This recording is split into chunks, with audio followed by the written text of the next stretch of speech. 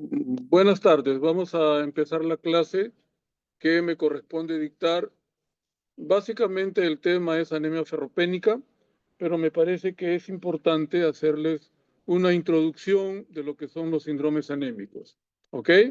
Entonces empezamos.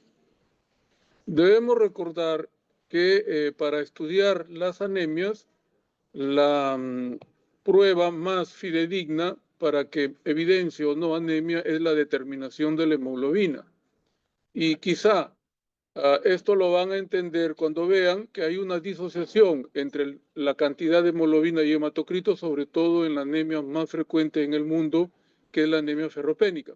Entonces, el hecho de hacer diagnóstico solamente con hematocrito no sirve porque en el caso de la anemia ferropénica, por ejemplo, una persona puede tener 5 de hemoglobina y 25 de hematocrito. No hay la relación 1:3 que normalmente debe haber. ¿Por qué? Porque la anemia ferropénica es microcítica hipocrómica. Poco a poco iremos entendiendo eso. Entonces, el punto en este caso y en este momento es en qué consiste o cómo está constituida la hemoglobina. La hemoglobina la reconocemos como una proteína que tiene un peso de 68 kilodaltons y está constituida por 4 unidades proteicas que están unidas a un grupo hemo en cada una de ellas. En la región central de ella se encuentra un espacio que es para el 2,3-difosfoglicerato, que es otra proteína. Es importante recordar que las hemoglobinas no todas son iguales, van a depender del tipo de cadenas que estén formando esta proteína. Por ejemplo, la hemoglobina que está conformada por 2 cadenas alfa y 2 cadenas beta es la hemoglobina A, o también llamada hemoglobina A1 o hemoglobina del adulto. Después tenemos a la que está constituida por 2 cadenas alfa y 2 cadenas gamma, que es la hemoglobina fetal, importante durante nuestra fase intrauterina dentro del útero de nuestra madre y quizá durante los 7 primeros meses de vida.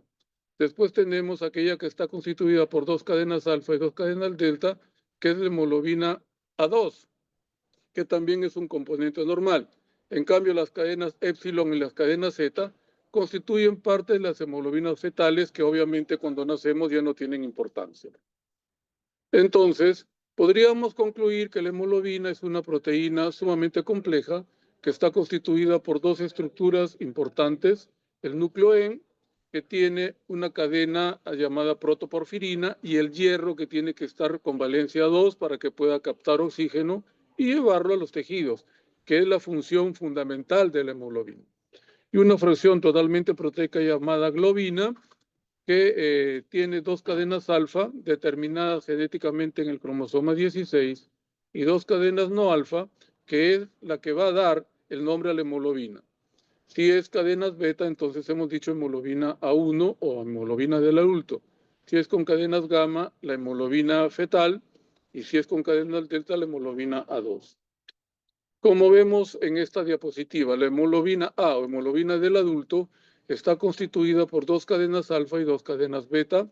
En el adulto representa el 98% de nuestra hemoglobina y en el recién nacido apenas el 20%.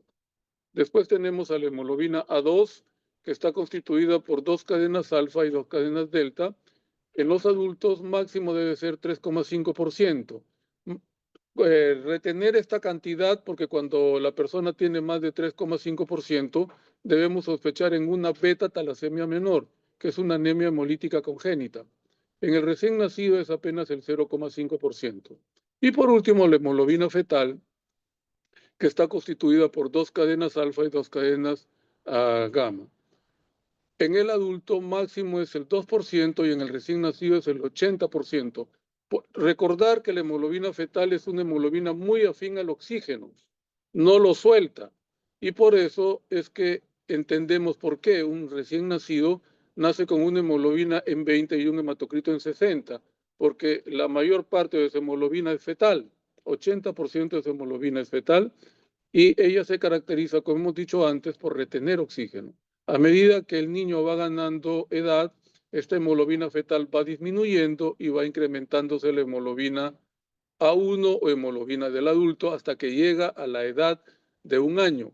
Por eso, las anemias hemolíticas congénitas, que incluyen a la hemoglobina como estructura que se daña, recién se van a hacer diagnóstico de ellas a partir del año de edad. Los valores normales de hemoglobina establecidos por la Organización Mundial de la Salud, teniendo en cuenta la edad y la altura donde viven las personas. Los adultos, varones que viven por debajo de los 1000 metros de altura como nosotros, debemos tener en promedio 15 de hemoglobina con un rango de más o menos 2. Por lo tanto, lo normal será de 13 a 17. Las mujeres, 14 en promedio con un rango de más o menos 2, por lo tanto, de 12 a 16. Durante la gestación, la mujer lo que gana en su medio interno es sobre todo plasma. ¿Por qué? Porque en el plasma se van a encontrar las proteínas que van a mediar el sistema de la coagulación para que ella no muera desangrada durante el parto y pueda retener al hijo durante los 9 meses que lo tiene dentro de su vientre. Entonces, recordar que las gestantes tienen gran cantidad de plasma, en donde se encuentran obviamente las proteínas que median el proceso de coagulación. Los niños menores de 12 años tienen la hemoglobina, deberían tener la hemoglobina similar a las adultas mujeres, 14 con un rango de más o menos 2. Y los mayores de 60 años, que ya no son ancianos, ahora se llaman adultos mayores, los varones igual que los adultos jóvenes, 15 más o menos 2, y las mujeres 14 más o menos 2. Interesante nuestro país, porque nuestro país tiene casi todos los pisos ecológicos que existen en el mundo y por lo tanto la hemoglobina va a variar de acuerdo al lugar de altura en donde habita la persona que está en estudio o a quien se le determina la hemoglobina. Por ejemplo, los que viven por debajo de los 1000 metros como nosotros no van a necesitar ningún factor de corrección. En cambio, cuando se llega a los 1000 metros de altura, se debe incrementar 0,2 para la hemoglobina. Por ejemplo, pensemos en una ciudad como Huaraz, ¿no? Que se encuentra a los 3200 o 3300 metros sobre el nivel del mar. Por lo tanto, la mujer ya no debería tener 12 como mínimo, sino un poquito más de 14, ¿no? Y si ella vive en Cerro de Pasco, que está en el último de los espacios, entre 3000 y 3500, entre los 4000 y los 4500, por lo menos debería tener 16 de hemoglobina como mínimo. ¿Para qué nos sirve esto? Para establecer si la persona tiene o no anemia de acuerdo al lugar donde vive. ¿Cómo podríamos definir anemia? Teniendo en cuenta las dos estructuras importantes. Cuando hay una disminución de la masa total de glóbulos rojos, o sea, la célula, a pesar de que sabemos que el glóbulo rojo no es una célula, es un resto celular porque no tiene núcleo, y cuando hay una alteración en la hemoglobina. Entonces nos valemos de esas dos estructuras para hacer el diagnóstico de anemia. Hay anemias que tienen una, digamos, una alteración a nivel de la masa de glóbulos rojos y hay anemias que tienen una alteración a nivel de la hemoglobina, como vamos a ver, o como verán ustedes en las anemias hemolíticas. El cuadro clínico va a constar pues, de síntomas generales que son aquellos que se presentan en todas las anemias, como son la palidez, y la palidez guardará una intensidad de acuerdo al valor de disminución de la hemoglobina. La astenia, que es la flojera, que se presenta pues en todos los estadios de la anemia. El incremento del sueño debido a la hipoxia también se presenta en todos los estadios de anemia y los fenómenos compensatorios cuando la anemia es severa. Decimos que la anemia es severa cuando en las personas no gestantes, o sea, mujeres no gestantes y varones, la hemoglobina es menos de 8 y para la gestante menos de 7, en donde se presentarán en ella los fenómenos compensatorios o eventos compensatorios como el incremento de la frecuencia cardíaca, taquicardia, y el soplo sistólico multifocal por el crecimiento de la masa del corazón. Y los síntomas específicos que guardan una estrecha relación con la etiología. En este caso, vamos a estudiar a la anemia ferropénica, que es una anemia muy rica en cuanto a lo que es la semiología de la piel y sobre todo de las faneras. La clasificación de las anemias es mejor aquella que tiene en cuenta el número o conteo de reticulocitos, recordando que el valor normal para personas que no tienen anemia es de 0,5 a 2%. Cuando las anemias tienen este valor de reticulocitos normales de 0,5 a 2%, se llaman anemias por menor producción. Y cuando tienen más del 2% de reticulocitos, se llaman anemias hemolíticas o anemias por mayor destrucción. Entonces, recordar que las anemias hemolíticas se caracterizan porque tienen un recuento de reticulocitos incrementado por encima del 2%. En primer lugar, mencionaremos una cantidad interesante de etiologías de anemias que tienen que ver con menor producción, en donde el número de reticulocitos está normal o disminuido. Y encabezando la lista están las anemias carenciales, que significa carencia, la falta de algo, ¿no? Esa falta de algo puede ser porque no obtengo la cantidad necesaria de nutrientes, o porque obtengo o porque consumo la cantidad necesaria de nutrientes pero no lo puedo absorber. O también está el hecho de que ingiero la cantidad necesaria de nutrientes, lo absorbo pero lo pierdo. Y allí podemos ubicar a la anemia motivo de la clase, que es la anemia ferropénica, la cual se constituye en la anemia más frecuente en todo el mundo, sobre todo en los países de bajos recursos. Después tenemos a las anemias megaloblásticas, sea por deficiencia de vitamina B9, que es el ácido fólico, y por deficiencia de la vitamina B12, que es la cobalamina. En segundo lugar, tenemos a las insuficiencias medulares, en donde hay una disminución del número de células hematopoyéticas, y a ello se le conoce con el nombre de aplasia medular. Entonces, la aplasia medular es aquella anemia en donde la médula ósea no forma células y esas células han sido reemplazadas por tejido adiposo, que es lo que debemos encontrar tanto en el aspirado como en la biopsia de médula ósea. Si una insuficiencia medular no muestra grasa en la biopsia o en el aspirado medular, no es una aplasia medular. Y después tenemos a los síndromes mielodisplásicos, que son alteraciones que se obtienen o que se adquieren a lo largo de la vida, en donde por alguna razón hay cambios a nivel de los cromosomas, y por eso es que en las mielodisplasias debemos estudiar el cariotipo, porque muchos de ellos van con alteraciones cromosómicas. En tercer lugar están las neoplasias hematológicas, que son bastante frecuentes. Quizá la neoplasia hematológica más frecuente en el mundo es la leucemia aguda. Y la leucemia aguda puede ser de estirpe linfoide y de estirpe mieloide. La de estirpe linfoide predomina en la primera parte de nuestra vida, sobre todo en los menores de 10 años. La leucemia mieloide aguda predomina sobre todo en los adultos.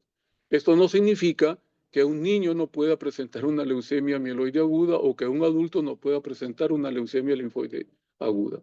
Puede ser, pero lo más frecuente es que la leucemia aguda linfoide sea más frecuente en la niñez y que la leucemia mieloide aguda sea más frecuente durante la adultez. Después, el diagnóstico de leucemia aguda es cuando en la sangre periférica o en la médula ósea la persona presenta más del 20% de blastos, que ese blasto es una célula inmadura que no tiene capacidad de defensa porque todavía no se ha desarrollado. Después tenemos a las leucemias crónicas. En la leucemia crónica no hay blastos. En la leucemia crónica hay células, hay incremento del número de leucocitos, pero de células maduras. Y también la leucemia, igual crónica como la aguda, se caracterizan por ser linfoides cuando está mediada por linfocitos o mieloides cuando está mediada por todas las otras células diferentes de los linfocitos. Por lo tanto, estamos hablando de los glóbulos rojos, de las plaquetas y de los leucocitos diferentes de los mielocitos, que son los neutrófilos. Después tenemos a los linfomas, recordando que tenemos dos tipos de linfomas, los linfomas de Hodgkin y el linfoma no Hodgkin. La diferencia es que en los linfomas de Hodgkin es obligatoria la presencia de células de Hodgkin. En cambio, los linfomas no Hodgkin no es obligatorio. Después tenemos al mieloma múltiple, que a la fecha se constituye en un cáncer bastante frecuente a nivel de hematología. Y en ellos, en este mieloma está involucrado pues un tipo especial de linfocito B altamente especializado, que es la célula plasmática. Recordar que los mielomas están ligados pues a las múltiples células plasmáticas que tenemos, que son 5. Inmunoglobulina G, inmunoglobulina A, inmunoglobulina M, la D y la E. Si ustedes se aprenden la cifra Gande o la célula o la palabra Gande, se van a acordar de la frecuencia de los mielomas. Los mielomas más frecuentes son IgG. Luego sigue el mieloma IgA, luego el mieloma IgM, por último el mieloma IgD y el mieloma IgE. Luego vienen los síndromes mieloproliferativos crónicos, en donde lo que están incrementadas son las células, por ejemplo, en la policitemia vera, los glóbulos rojos, pero también pueden estar incrementadas las plaquetas. Si básicamente lo que se incrementa son las plaquetas, estamos frente a la trombocitosis esencial. Y se incrementan las células que dan el sostén a la médula ósea, estamos frente a lo que conocemos como mielofibrosis. En cuarto lugar están las anemias mieloctísicas. El término mieloctisis viene del griego mielo, que significa médula, y tisis a distancia. Por lo tanto, en estas entidades son neoplasias no hematológicas las que han invadido el espacio para las células de la sangre que se encuentran en la médula ósea, y los que más lo hacen son los adenocarcinomas. En el varón, el adenocarcinoma de próstata; en la mujer, el adenocarcinoma de mama. Luego también infecciones granulomatosas, como sucede, por ejemplo, con la brucelosis o con la tuberculosis miliar. En quinto lugar, la segunda anemia más frecuente en el mundo después de la anemia ferropénica, que es la anemia por enfermedad crónica, que está mediada por un complejo irritativo. Por ejemplo, una persona que es diagnosticada de lupus eritematoso sistémico hace una anemia por enfermedad crónica, debido a la proteína que secreta el lupus.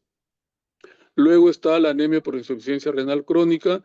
Recordar que en el riñón se produce la eritropoyetina, que es la hormona que estimula la médula ósea para que produzca células rojas.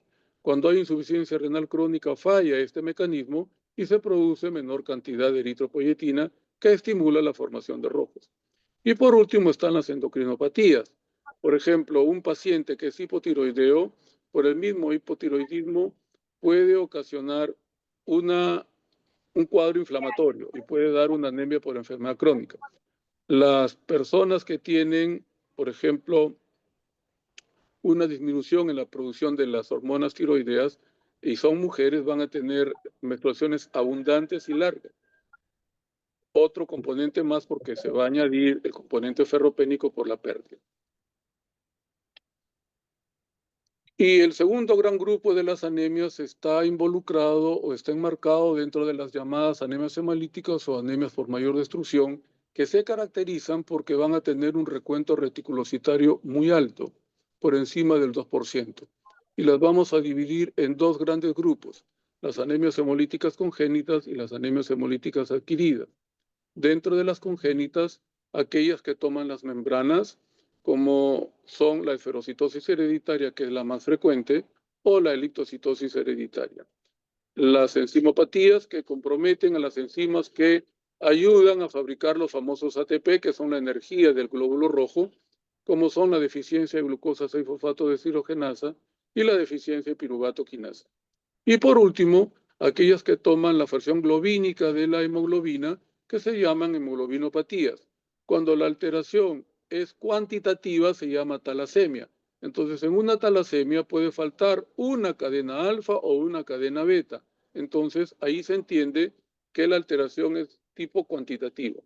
En cambio, en las hemoglobinas anormales se respeta el número de aminoácidos, pero uno es cambiado por otro, como sucede con la hemoglobina S, que en posición beta 6 debe estar el ácido glutámico, y ese ácido glutámico es cambiado por valina, dándole una estructura cuaternaria totalmente diferente. Entonces, las talasemias son anemias hemolíticas en donde faltan aminoácidos en las cadenas de hemoglobina. En cambio, en las hemoglobinas anormales, el número de aminoácidos está respetado, sino que uno ha sido cambiado por otro. Y para terminar, en relación a la clasificación de las anemias hemolíticas adquiridas, en donde la característica usual es que se presenten de una manera abrupta o brusca, y por lo tanto lo más recomendado es solicitar un test de Kunz directo, porque la anemia hemolítica inmune es una causa muy importante de anemia hemolítica adquirida. Entonces, las anemias hemolíticas inmunes o autoinmunes son aquellas que se caracterizan porque van a presentar un test de Kuhn directo positivo. Tendríamos dentro de ellas a las anemias hemolíticas autoinmunes primaria que no tiene causa y las secundarias, por ejemplo, inducidas por lupus o por artritis reumatoide o por linfomas. Después, dentro de ellas están los trastornos linfoproliferativos, como hemos dicho, los linfomas, la leucemia linfoide crónica, las colagenopatías como el lupus, infecciones bacterianas como la brucelosis, infecciones virales como la hepatitis B y C y el VIH. El VIH puede dar cualquier alteración hematológica, desde anemia por enfermedad crónica hasta una anemia hemolítica. También puede dar cáncer, sobre todo linfomas. Las neoplasias no linfoides como los tumores de ovario y medicamentos como la rifampicina. Después tenemos a las anemias hemolíticas no inmunes, en donde el test de Kuhn directo debe salir negativo y tendríamos que echar a buscar una causa. Y quizá encontremos una anemia hemolítica traumática de origen cardíaco cuando la persona tiene una valvulopatía, en donde los glóbulos rojos se van a estrellar contra esas excrescencias que han crecido en las válvulas cardíacas y se van a romper. La hemoglobinuria de la marcha que se presenta cuando la persona ha hecho un gran esfuerzo físico en un tiempo corto. La anemia hemolítica microangiopática, que es característica en la coagulación intravascular diseminada. La anemia hemolítica por agentes químicos y físicos, como es la intoxicación aguda por plomo, por cobre, por oxígeno puro. El oxígeno jamás se da puro, por eso el oxígeno se pasa a través de un líquido para que sea húmedo. Venenos de serpientes e insectos que obviamente, valga la redundancia, son venenosos y el Perú las tiene porque el Perú tiene casi todos los pisos ecológicos que se conocen en el mundo. Y las quemaduras cuando toman más del 10% de la superficie corporal. Por último, la anemia hemolítica mediada por cuadros infecciosos, como ya hemos mencionado, microorganismos como el paludismo, la Bartonella, que es una enfermedad propia del Perú y quizá de Ecuador y Colombia cuando pertenecían al Imperio Incaico, porque hay huacos que retratan básicamente personas que han tenido Bartonella, debido a lo que se observa en ellos. Clostridium también y algunos virus como el citomegaloma.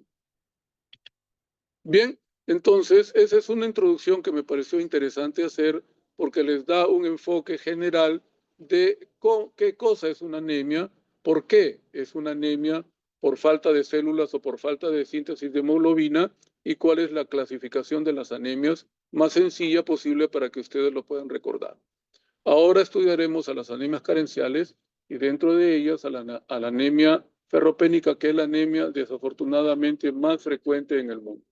Entonces, las anemias carenciales se producen porque falta un oligoelemento como es el hierro o una vitamina como es el ácido fólico, que es la vitamina B9, o la cobalamina, que es la vitamina B2. A mí me toca anemia ferropénica, pero me pareció interesante hacerles esta introducción. Entonces, la anemia ferropénica definitivamente es la más frecuente en el mundo, sobre todo en los países de bajos recursos. Y nuevamente, cada cierto ciclo en el mundo se presentan pues conflictos armados, ¿verdad? ¿Y quiénes pagan los platos rotos? Los países que pierden la guerra. Y eso lo vemos nosotros ahora en los países árabes, en Ucrania, que está peleándose con Rusia, y así sucesivamente, ¿no? África es un continente sumamente pobre, no porque no tenga recursos, sino por el escaso nivel cultural de sus habitantes y dentro de ellos se pelea. Entonces, la anemia ferropénica vendría a ser la última fase de la carencia de hierro. Entonces, la carencia de hierro pasa por las siguientes etapas. La primera se llama ferropenia prelatente, en donde lo único que vamos a encontrar es disminución del hierro medular, el hierro que se encuentra en la médula ósea que se llama hemosiderina. En segundo lugar, o en segundo estadio, está la ferropenia latente, en donde además de la disminución del hierro medular o hemosiderina, ya encontramos disminución de la ferritina en la sangre que circula por nuestros vasos sanguíneos. Y por último, la eritropoiesis ferropénica, donde ya se presenta una anemia que es microcítica e hipocrómica.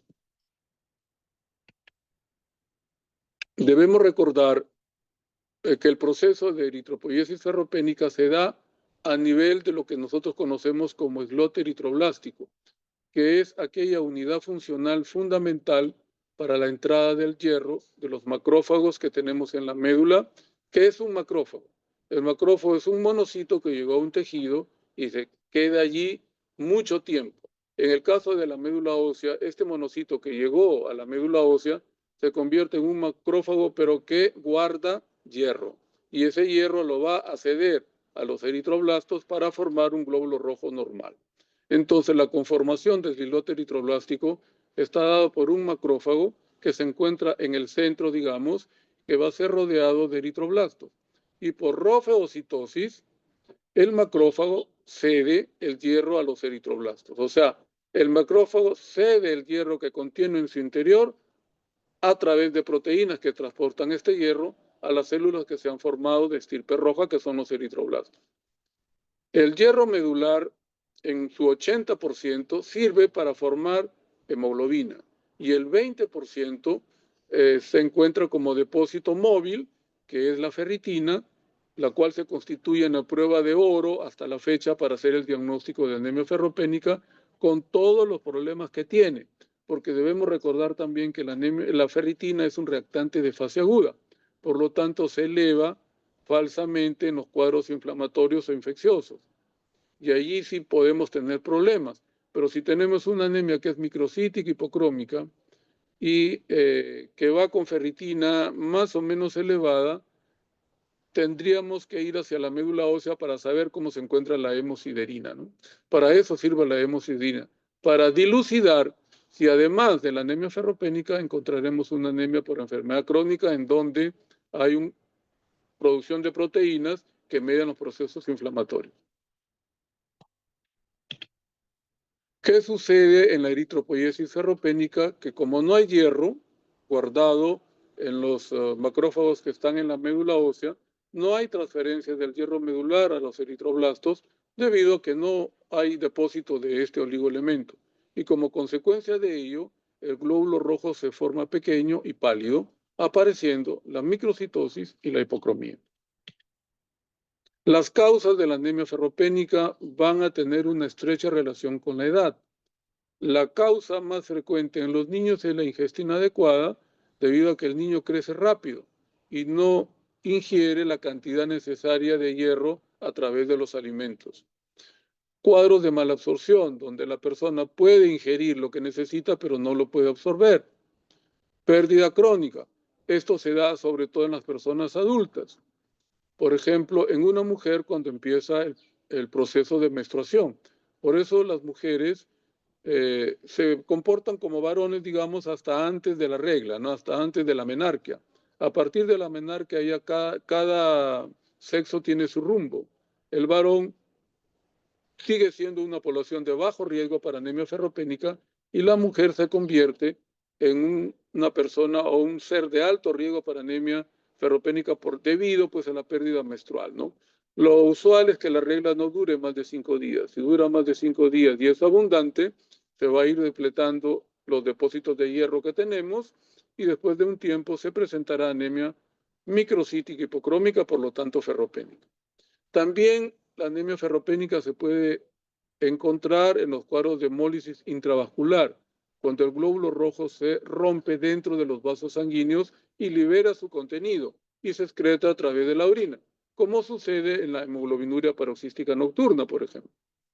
Y como último punto, y eso lo dejé al final, porque es quizá una causa sumamente importante, es la desviación del hierro de la madre hacia el feto biolactante cuando ella está gestando. Y debemos recordar que en el Perú todavía las mujeres, felizmente no todas, ¿no? Pero la mayoría de mujeres, y sobre todo de estrato socioeconómico bajo, tienen muchos hijos. Y además no comen adecuadamente. Por lo tanto, tienen una depresión de su cantidad de hierro corporal, pues debido a estas dos causas, ¿no? A la mala ingesta, en primer lugar, porque el hierro que más se absorbe es el hierro animal, que tiene valencia 2 y pasa de frente. La mayoría consume hierro vegetal porque es barato, entonces tiene que convertirlo a 2 para poder absorberlo. Y además porque tiene muchos hijos a quien le tiene que ceder la poca hemoglobina y el poco hierro que tiene. Entonces, allí sí el problema es grave, porque una madre ferropénica engendra un hijo ferropénico que al inicio no se va a notar, porque durante el primer año de vida el niño, como no se mueve, estará gordito, estará grande, pero al año, cuando ya necesita moverse y por lo tanto necesita de mayor ingesta de alimentos ricos en hierro, no lo hace porque no tiene acceso a ellos. Y aparece el cuadro de anemia ferropénica en los niños pequeños. Reduciendo la etiopatogenia, podríamos decir que la falta de hierro interfiere pues, en la síntesis del nucleoén, lo que causa una menor síntesis de hemoglobina. Entonces, el kit del asunto en la anemia ferropénica es que por falta de hierro no se sintetiza la cantidad normal de hemoglobina. Además, disminuye la actividad de proteínas que contienen hierro, como son los citocromos, que nos sirven para la respiración celular, y la mieloperoxidasa, que se encuentra dentro de los neutrófilos y nos va a servir para la defensa.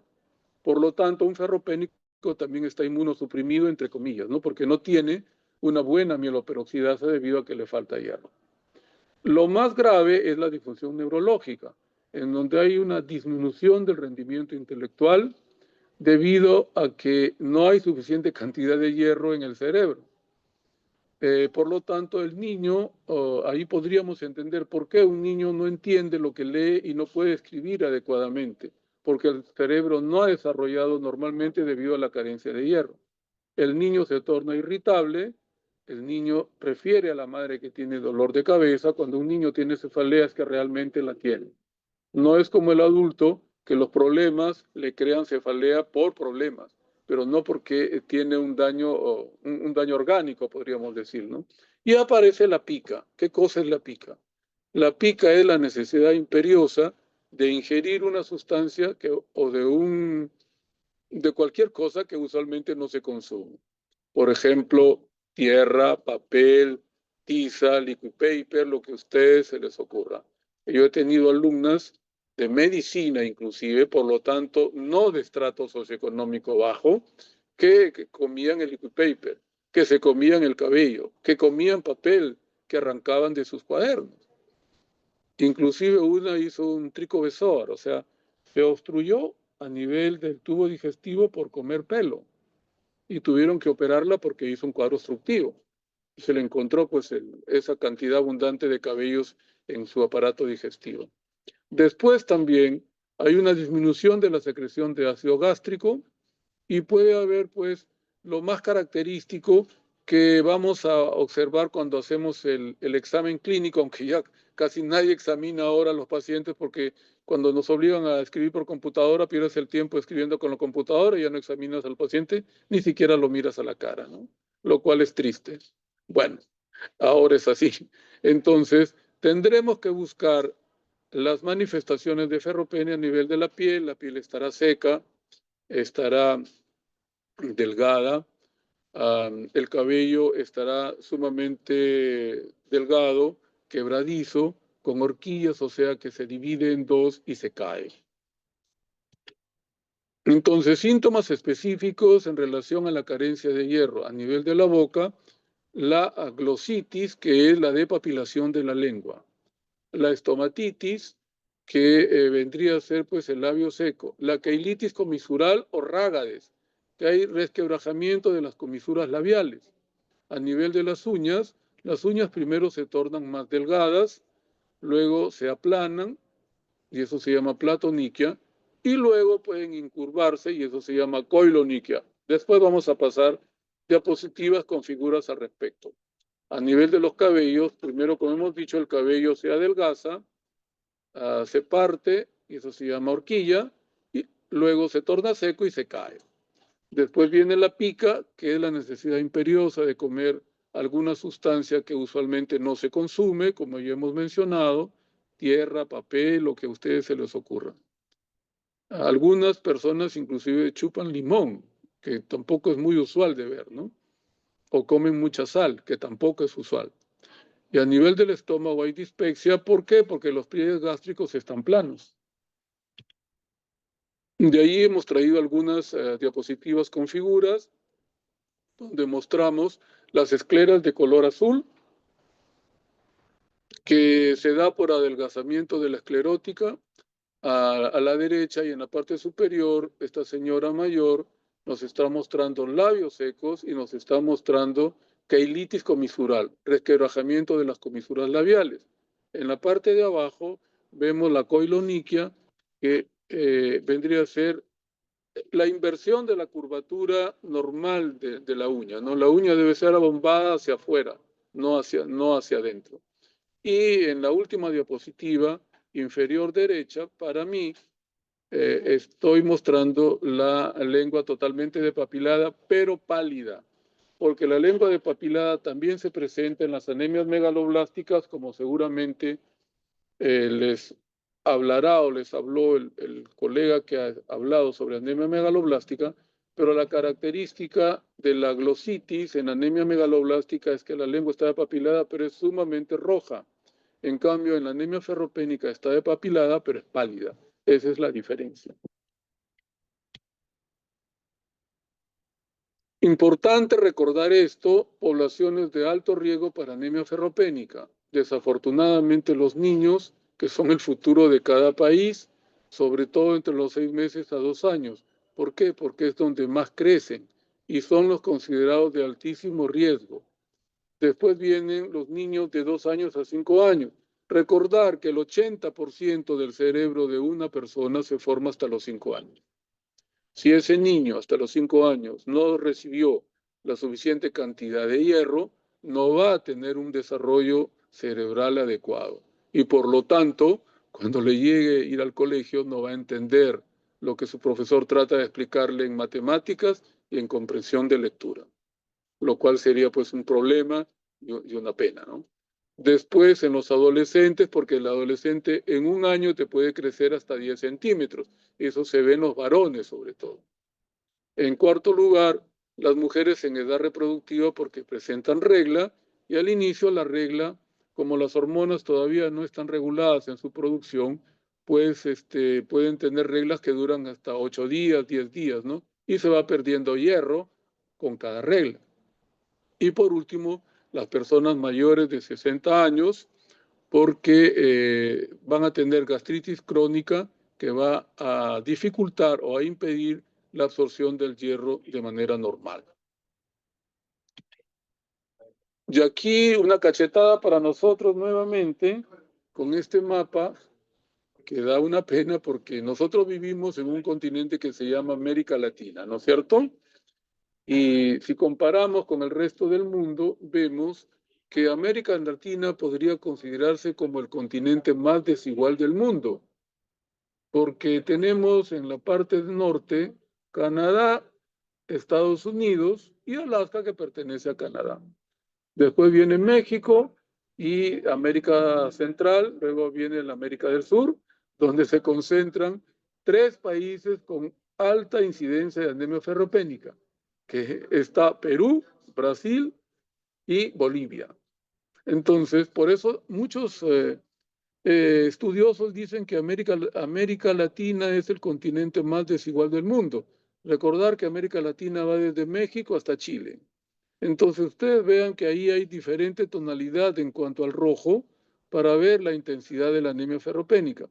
Se dice que la anemia ferropénica tiene un componente grave, o sea, una presentación severa, cuando toma más del 40% de su población, sobre todo en los niños menores de 5 años. Y eso se ve, pues, en Perú, Bolivia y Brasil. Brasil con todo lo poderoso que es, ¿no?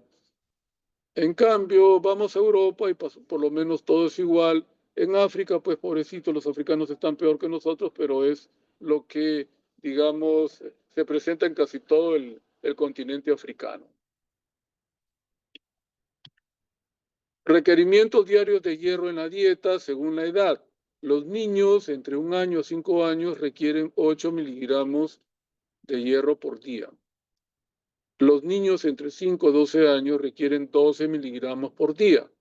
El adulto varón joven, menor de 60 años, requiere 10 miligramos por día. Paradójicamente, menos que un niño menor de 12 años. ¿Por qué? Porque el adulto ya creció. El adulto joven ya creció, ¿verdad? Entonces, para compensar esa pérdida de 1 miligramo, necesita absorber 10 miligramos de hierro. La mujer en edad fértil, 14 miligramos en promedio, pero dependerá de la cantidad de días y de la intensidad de su ciclo menstrual. Y la gestante, sobre todo en el tercer trimestre del embarazo, requiere hasta 16 miligramos de hierro.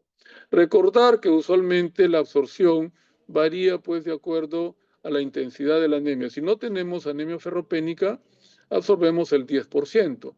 Pero cuando la persona tiene anemia ferropénica y esta es severa, menos de 8 de hemoglobina, puede absorber hasta el 40% del hierro que recibe. En relación a fuentes, obviamente la mejor fuente, y aquí sí hay un conflicto, porque ahora está de moda el veganismo, el vegetarianismo y todos los ismos, ¿no? Cuando nosotros somos seres que hemos sido creados, o el que quiere, que es religioso, dirá que es por Dios, otro por la evolución de la especie, los que son agnósticos, pues para consumir. Y consumir no solamente vegetales, sino también animales. Recordar que el hierro animal tiene valencia 2, no necesita del pH del estómago para absorberse, por lo tanto pasa normalmente, luego de ser ingerido, hacia la sangre. En cambio, cuando uno consume vegetales, sean cereales y frutas que pueden tener hierro, ellos están con valencia 3, se necesita del pH ácido del estómago para convertirlo a 2 y se puede absorber. Entonces, mujeres veganas, mujeres vegetarianas tendrían que consumir hierro como medicamento para evitar la anemia ferropénica. Luego, la absorción, el 80% del hierro se absorbe a nivel del duodeno y el 20% restante a nivel del yeyuno. Los depósitos. Usualmente los niños no tienen depósitos porque están creciendo, pero deberían tener 500 miligramos como depósito. ¿Dónde está el depósito? En la médula ósea, en el hígado y en el vaso. Los adultos debemos tener 1000 miligramos de hierro como depósito. Las mujeres que tienen anemia ferropénica obviamente no tienen depósito. ¿Qué voy a encontrar en el laboratorio de una persona que tiene una anemia ferropénica?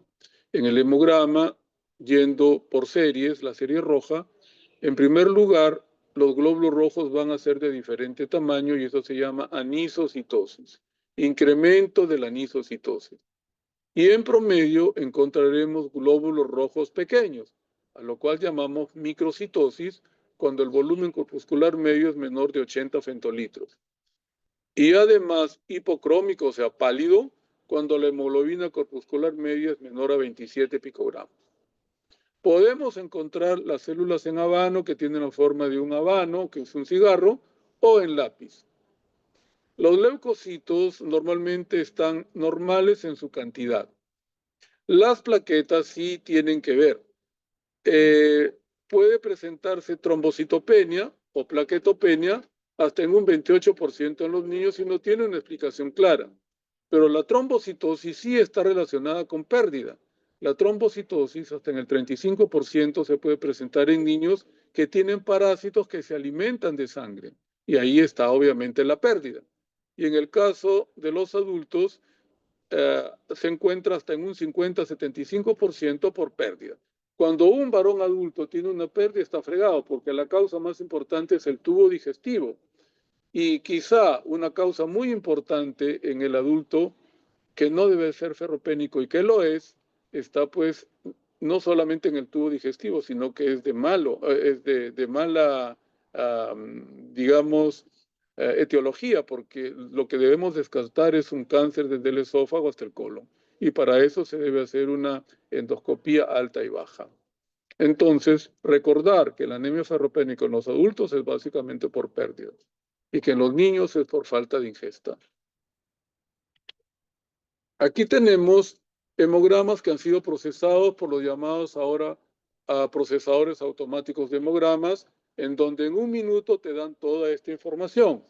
Nos dan el recuento de blancos, nos dan la fórmula diferencial de los leucocitos nos dan la cantidad de rojos, la cantidad de hemoglobina, el hematocrito, las constantes corpusculares como el volumen corpuscular medio, la hemoglobina corpuscular media, la concentración de la hemoglobina corpuscular media, el índice de anisocitosis, ahí representado como RDW, que normalmente debe ser de 14,4, el recuento de plaquetas, que debe ser de 150.000 a 450.000, y el volumen plaquetario medio.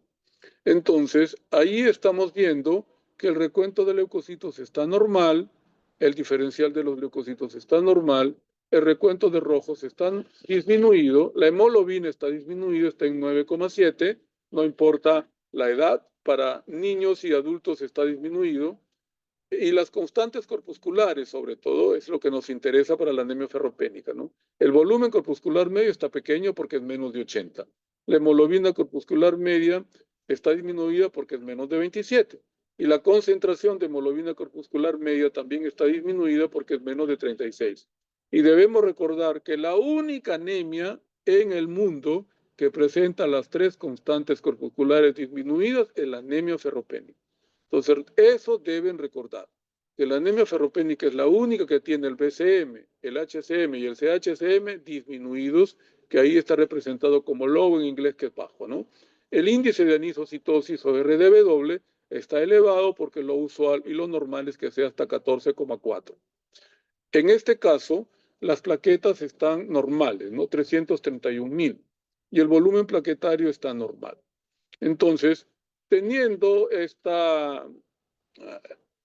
análisis de hemogramas, yo puedo concluir que se trata de una anemia microcítica hipocrómica con un índice de anisocitosis elevado y con un recuento plaquetario normal. Por lo tanto, como el recuento plaquetario está normal, puedo suponer que se trata de una anemia ferropénica en un niño. Lo que está hacia la izquierda, esas estructuras de color muy oscuro, es la ubicación de los diferentes tipos de leucocitos. Los leucocitos, cuando nosotros realizamos esta prueba, tienen que ser dispersos como ellos para que haya diferenciación. Si todos los linfocitos estuvieran en un solo grupo, estaríamos frente a una leucemia aguda. Entonces, también me sirve para descartar que no haya leucemia. Y la parte de abajo, en el gráfico de abajo, me está diciendo que la mayoría de glóbulos rojos son pequeños porque tienden más hacia el 50 que al 100. Entonces, esto es un hemograma característico de una anemia ferropénica de un niño. ¿Por qué? Porque el recuento plaquetario está normal. Si fuera de un adulto, el recuento plaquetario estaría elevado, porque la causa importante en el adulto es que haya trombocitosis reactiva, porque en ellos básicamente es por pérdida. ¿Qué vamos a encontrar en el frotis de sangre periférica? Vamos a encontrar glóbulos rojos pequeños y pálidos. Obviamente se ve la palidez porque parecen aritos. Y se ve gran cantidad de plaquetas, ¿no? Para decir que una persona tiene un recuento plaquetario normal en un campo como en este, debería tener entre 20 a 30 plaquetas por campo. Y aquí veo que hay más, por lo tanto, estoy diciendo que hay un cuadro de microcitosis, hipocromía con trombocitosis. Por lo tanto, una anemia ferropénica de un adulto. Yendo al estudio de la médula ósea, que voy a encontrar la celularidad de la médula ósea, mínimo está normal, pero lo usual es que está incrementada, sobre todo si la anemia es severa, menos de 8, y en la gestante menos de 7. Y cuando hacemos la tinción para ver los depósitos de hierro fijo, hemosiderina, ella debe estar ausente, porque es la primera fase de la carencia de hierro. Y cuando estudiamos el metabolismo del hierro en el suero, vemos que el hierro sérico estará disminuido, que la capacidad de unión de la transferrina se encuentra incrementada porque hay poco hierro que la satura, y la ferritina, que es la prueba de oro, debe estar disminuida. Entonces, el examen por excelencia para hacer el diagnóstico de una anemia ferropénica es encontrar la ferritina sérica disminuida. Esta es una diapositiva donde muestra una médula ósea que se ha teñido en este caso con la coloración para demostrar que hay hierro y se ve pues que el hierro está homogéneamente distribuido alrededor de las espículas que tenemos en la médula ósea y es de un color verdoso. Entonces ese color verdoso me dice que el hierro está normal. Cuando el hierro tiende a ser de un color o la hemosiderina de un color celeste, se dice que está incrementado. Por ejemplo, en una anemia megaloblástica, que es la que tuvieron como clase ayer con el doctor Díaz, en las anemias megaloblásticas el hierro, como no se usa, se incrementa. Y acá vemos que las espículas que parecen panales de abeja están vacías. Entonces, esto es lo que debemos encontrar en la anemia ferropénica. La primera fase de la ferropenia o ausencia del depósito de hierro fijo o hemosiderina en la médula ósea. La médula ósea de la anemia ferropénica es hipercelular, porque ¿qué hace nuestro organismo? Trata de compensar a través de la eritropoyetina que el riñón produce. Esta eritropoyetina viaja desde el riñón hasta la médula ósea y le ordena que forme más células. Entonces, al hacer el aspirado de médula ósea, voy a ver una médula ósea hipercelular, así sea de un anciano. Mientras tenga el cuadro de anemia, el anciano tendrá una médula ósea hipercelular. Si es que logra superar el cuadro de anemia, sea ferropénica o sea la causa que fuese, la médula ósea torna o regresa a su estado basal, digamos, en la persona mayor de 60 años, que es hipocelular, o sea, por incremento de grado. Tratamiento de la anemia ferropénica para los adultos. Usualmente se recurre a la vía oral. Según la literatura internacional, la dosis es de 100 a 200 miligramos de hierro elemental por día según los valores de hemoglobina, que debe ser entre 4 a 6 meses. 2 a 3 meses para normalizar la hemoglobina. 2 a 3 meses adicionales para normalizar los depósitos de hierro, es decir, la ferritina y la hemosiderina. Cuando no podemos echar mano de la vía oral, tenemos que echar mano de la vía parenteral.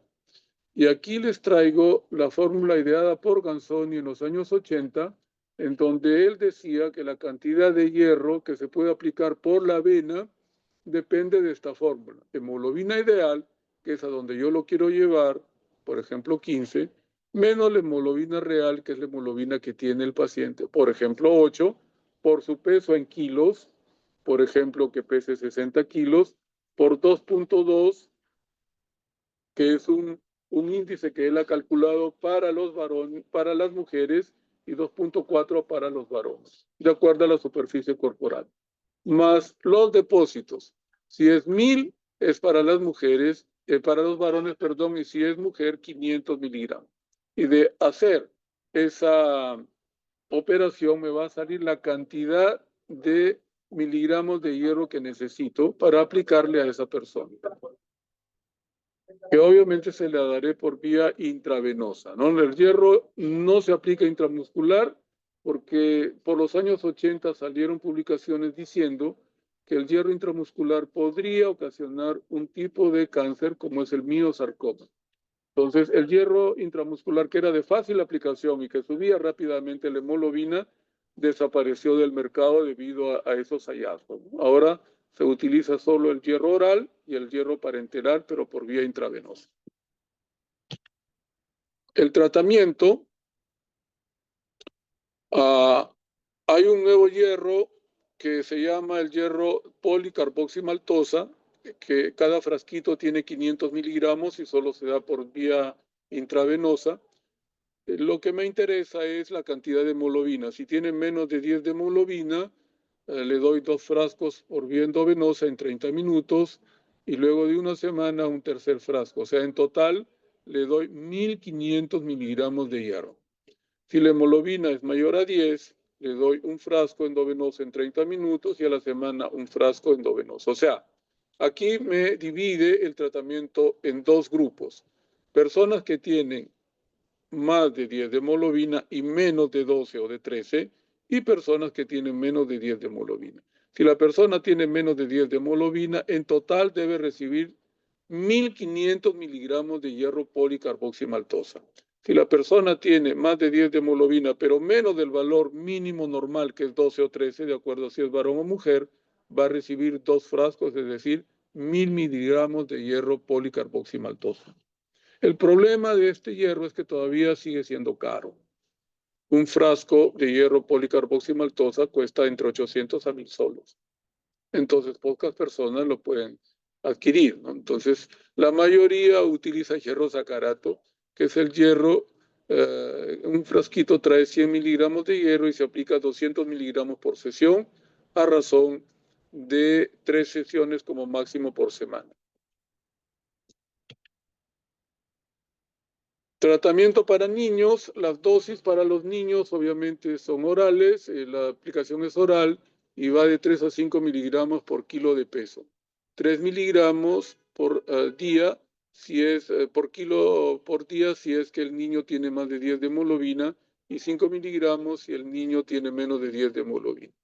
Los jarabes que con los que contamos en el mercado son de hierro de sulfato ferroso, que tiene 15 miligramos en 5 mililitros de hierro elemental, y el hierro polimaltosado, que es el que felizmente luego de una lucha terrible y rapaz que tuvimos que hacer en el Ministerio de Salud por lo que por lo menos a los niños les dieran este hierro, porque el sulfato ferroso es impasable. El niño vomita, se estriñe y no come. En cambio, el hierro polimaltosado sabe a chocolate y lo recibe con agrado. Se pudo conseguir para el niño, pero no se pudo conseguir para la mujer. El Perú es así, un país de contrastes y de controversias. El tratamiento, entonces hemos dicho que las 2 o 3 primeras semanas nos sirven para normalizar los niveles de hemoglobinas y los 2 a 3 meses siguientes adicionales para normalizar los depósitos de hierro en la ferritina.